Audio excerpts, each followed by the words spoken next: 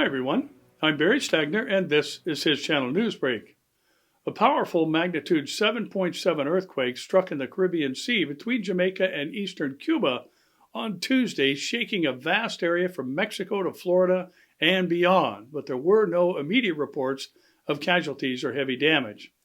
The quake was centered 86 miles northwest of Montego Bay, Jamaica, and 87 miles west-southwest of Nicaro, Cuba, according to the U.S. Geological Survey. It hit at 2:10 p.m., and the epicenter was a relatively shallow 6 miles beneath the surface.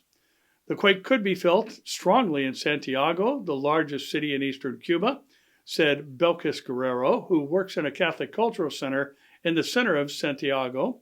And we were all sitting and we felt the chairs move, she said. We heard the noise of everything moving around. She said there was no apparent damage in the heart of the colonial city, but it felt very strong and it doesn't look like anything happened, she told the Associated Press. It was also felt a little further east at the U.S. Navy base at Guantanamo Bay, Cuba, on the southeastern coast of the island. There were no immediate reports of injuries or damage, said Jay Overton, a spokesman for the installation, which has a total population of about 6,000 people. Several South Florida buildings were being evacuated as a precaution, according to the city of Miami and Miami-Dade County officials. No injuries or road closures have been reported. The quake also hit the Cayman Islands, leaving cracked roads and what appeared to be sewage spilling from cracked mains. There were no immediate reports of death, injuries, or more severe damage, said Kevin Morales, editor-in-chief of the Cayman Compass newspaper. The island sees so few earthquakes that newsroom staff were puzzled when it hit, he said. It was like just a big dump truck was rolling past, Morales said. Then it continued, then it got more intense. Dr. Stanette Davis, a psychiatrist at Cayman Islands Hospital, said she had seen manhole covers blown off by the force of the quake and sewage exploding into the street, but no more serious damage. Claude Diedrich, 71, who owns a fencing business in Montego Bay, said he was sitting in his vehicle reading when the earth began to sway. It felt to me like I was on a bridge and like there were 2 or 3 heavy trucks and the bridge was rocking, but there were no trucks, he said.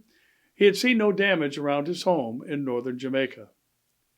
The government of Madagascar has declared a national emergency on Monday, January 27th, following days of intense downpour that triggered widespread flooding and devastations across the country.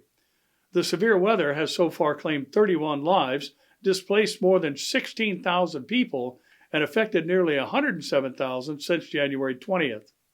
Rivers rapidly rose after days of heavy rain, causing massive floods that destroyed roads, bridges, homes, and agricultural areas. As a result, several national roads have been closed and wide swaths of crops were ravaged. According to the National Office for Risk and Disaster Management, more than 10,000 homes have been inundated, with 46 homes being totally destroyed. President André Rajoelina toured the affected areas across the island on Friday, January 24th, and called it a day of devastation.